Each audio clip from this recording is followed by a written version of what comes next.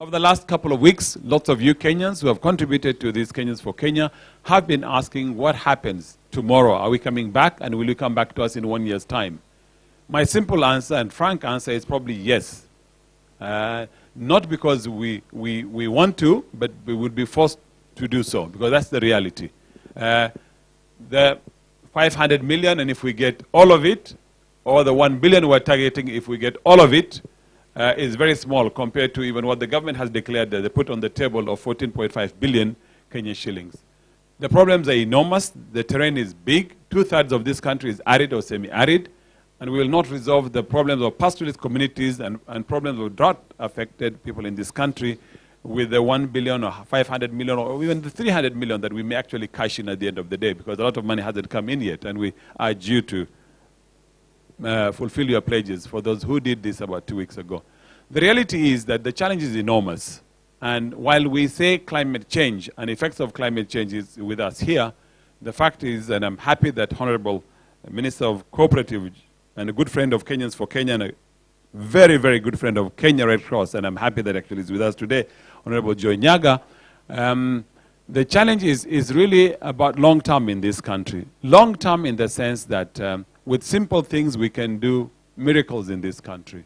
If we put if we walk the talk and we put our money where our mouth is, this country can be net food exporter and not food aid recipient as we are today. For those who have been asking, what are you going to do? Are we going back to Turkana? Probably, God forbid, yes, we will go back to Turkana and another drought. But it's about how do we fight climate and not allow climate to dictate to us. While there is climate change, millions of liters of water go to Indian Ocean through Tana River, 1,000 kilometers. Millions of liters of water going to Lake Victoria through the various outlets that's going in there. And the fact of the matter is we're not doing enough as a nation in totality about water harvesting and water management. Secondly, we do not grow enough seeds in this country. Even if we want to be food self-sufficient and you don't grow enough seeds, how do you expect to be self-sufficient food-wise?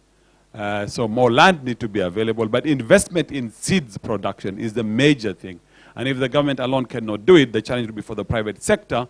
Would the private sector get involved with production of seeds so that the farmers get certified seeds so that they can grow and use alternative methods of farming and not simply rain-fed agriculture, which is what we have largely depended on in this country. So we hope in the Kenyans for Kenya initiative, in the next phase, after we've done the food aspect of it, whatever will remain would look into mid to long term. Water, water management, if we drill boreholes or earth dams, but the issue of food security and making people more food self-sufficient. So it really shows in this country, food security, poverty eradication is common sense, it's not rocket science, and it can be done. So we'll see that one, and we'll see one more small clip of a community on Lake Turkana. I'm sorry, Tana River.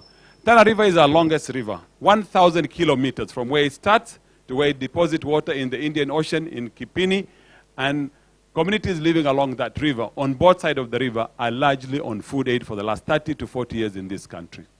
And we have no reason why they should be.